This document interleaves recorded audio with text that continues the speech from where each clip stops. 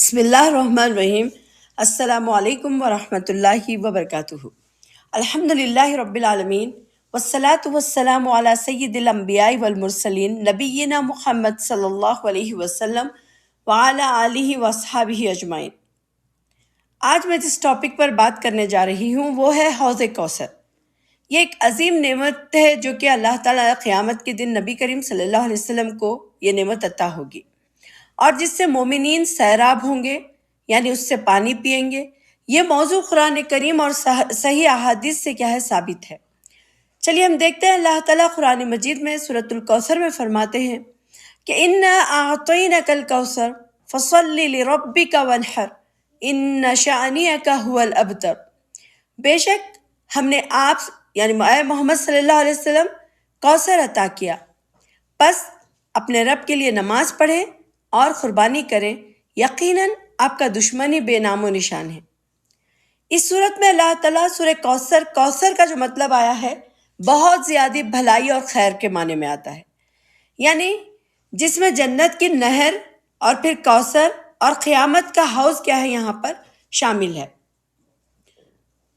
اس کے بعد نماز اور قربانی کا اللہ تعالیٰ نبی صلی اللہ علیہ وسلم کو حکم دیا ہے، یعنی شکر گزاری کا اصل طریقہ اللہ تعالیٰ کی عبادت اور اس کی کیا ہے راہ میں قربانی کرنا ہے۔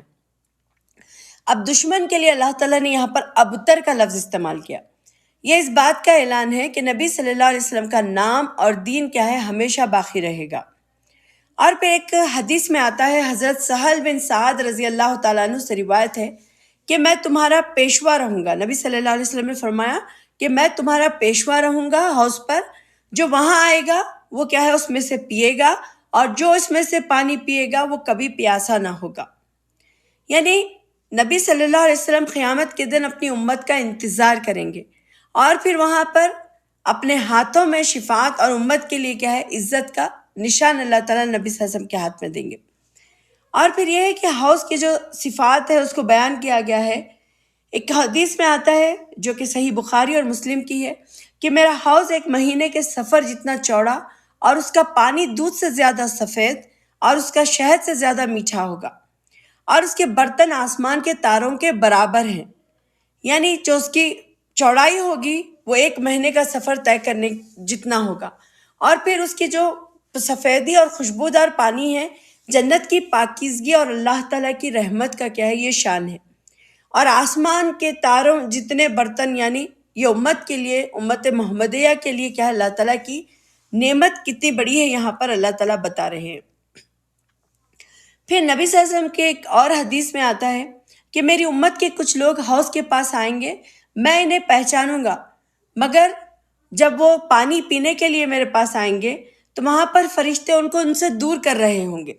تو نبی صلی اللہ علیہ وسلم نے فرمایا کہ میں انہیں پہچان رہا ہوں گا، لیکن پھر فرشتے کہیں گے کہ یہ وہ لوگ ہیں جو دین میں بدعت کرتے تھے، یعنی نئی چیزوں کو ایجاد کرتے تھے، جو کہ نہ تو قرآن میں ہے نہ حدیث میں ہے، نہ کوئی نبی صلی اللہ علیہ وسلم یا صحابہ سے ثابت ہے۔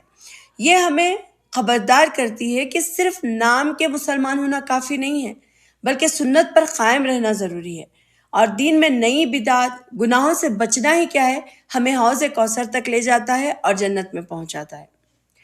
ایک اور جگہ نبی صلی اللہ علیہ وسلم کی حدیث ہے کہ کوثر جنت کی نہر ہے جس کے دونوں کنارے کیا ہے سونے کے بنے ہوئے ہیں، اور اس کا پانی موتیوں کی خوشبو جیسا ہے۔ صحیح مسلم کی یہ حدیث ہے، یعنی یہ نہر جنت سے نکلتی ہے اور قیامت کے دن نبی صلی اللہ علیہ وسلم کے حوض تک جڑتی ہے۔ یہ اس بات کا ثبوت ہے کہ اللہ تعالیٰ نے نبی صلی اللہ علیہ وسلم کو دنیا اور آخرت دونوں میں کیا ہے عزت دی ہے۔ تو اس سے ہم کو پتہ چلا کہ اللہ تعالیٰ جب کوئی نعمت ہمیں عطا کرتا ہے تو اللہ تعالیٰ نے جس سے قرآن میں فرمایا کہ شکر گزاری کر، یعنی نماز اور قربانی کے ذریعے ان کی اہمیت کو اللہ تعالیٰ نے اور راستہ بتایا کہ کس طریقے سے ہم اللہ تعالیٰ کی شکر گزاری کر سکتے ہیں۔ پھر نبی صلی اللہ علیہ وسلم کے بعد بدعت سے بچنا کیا ہے مسلمانوں پر لازم ہے، سنت کی پیروی کرنا کیا ہے ضروری ہے۔ حوض کوثر تک پہنچنے کا جو عمل ہے وہ اخلاق اور اعمال اور ایمان کا راستہ ہے، اور اچھے اعمال جو کرتے ہیں وہی لوگ کیا ہے پھر اچھے اخلاق اور اعمال کی وجہ سے وہ جنت میں جائیں گے، اور حوض کوثر کا پانی بھی انہیں ہی نصیب ہوگا۔ تو اس کے لیے کیا کرنا ہے، ہم کو عملی تجویز کرنا ہے، کیا کرنا ہے کہ روزانہ جیسے ہم نماز پڑھتے ہیں تو ہماری نمازوں میں خشوع اور خضوع ہونی چاہیے، اور گناہوں اور بدعت سے کیا ہے توبہ کرنا چاہیے، نبی صلی اللہ علیہ وسلم کے طریقے کو اپناتے ہوئے اپنی زندگی گزارنا ہے، عدل کے ساتھ، انصاف کے ساتھ، کسی کے ساتھ کوئی چوری، دھوکہ یا پھر کوئی بری طریقے سے نہیں، بلکہ عدل اور انصاف کے ساتھ، دیانت داری کے ساتھ، خیر کے ساتھ کیا ہے یہ کام کو کرتے جانا ہے۔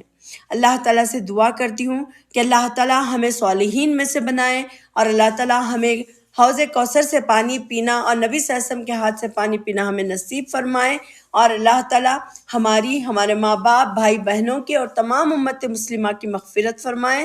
آمین۔ وآخر دعوانا الحمدللہ رب العالمین۔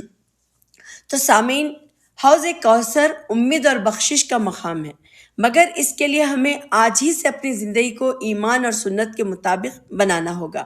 آئیے ہم سب عہد کریں گے کہ قرآن اور سنت کے راستے پر چلیں، تاکہ قیامت کے دن نبی صلی اللہ علیہ وسلم کے ہاتھوں سے یہ برکت کیا ہے نصیب ہو۔